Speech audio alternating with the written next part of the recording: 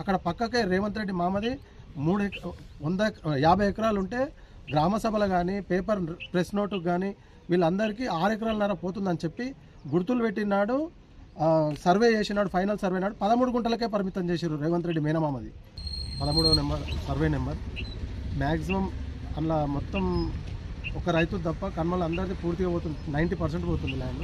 మాతో ఎటువంటి చర్చలు జరపకుండానే మా భూమిలో అద్దురాలు వాతరం జరిగింది, సర్వే చేయడం జరిగింది.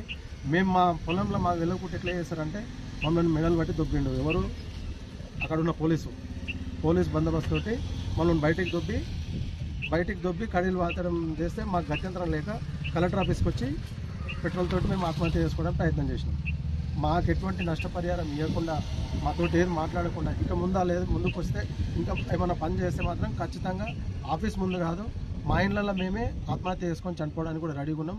మాకు ఇచ్చే పొలానికి కూడా ఆ నష్టపరిహారం ఏదో మార్కెట్ రేట్ ఇస్తేనే మేము దానికి సాటిస్ఫాక్షన్ అవుతాం. లేకపోతే ఎటువంటి దానికైనా మేము ప్రాణాలు తీసుకోనికి వెనకాడలేం. మా పొలాలు అయితే వదులుకోం. మాకున్నది ఇంకొకటి అక్కడ తప్ప మాకు వేరే పొలమే లేదు. ఇక మాకున్నది 90% పోతుంది అందరిది, అక్కడ ఉన్న రైతులు ఒక్కరిద్దరిది తప్ప. మిగతా వాళ్ళందరూ అక్కడ పక్కకే రేవంత్ రెడ్డి మామది 50 ఎకరాలు ఉంటే గ్రామ సభలు కానీ పేపర్ ప్రెస్ నోటుకు కానీ వీళ్ళందరికీ 6 ఎకరాలన్నర పోతుందని చెప్పి గుర్తులు పెట్టినాడు. సర్వే చేసినాడు. ఫైనల్ సర్వే నాడు 13 గుంటలకే పరిమితం చేశారు రేవంత్ రెడ్డి మేనమామది.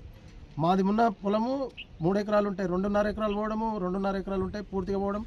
పూర్తిగా మామని సన్నకారు రైతులను మోసం చేసి పోలీస్ ప్రొటెక్షన్తో మొత్తం ఈరోజు మాత్రం మొత్తం పోలీస్ దౌర్జన్యంతో ఆడ వర్క్ చేసారు మమ్మల్ని. మాకు గత్యంతరం లేక మేము ఆత్మహత్యకు ప్రయత్నించినాం.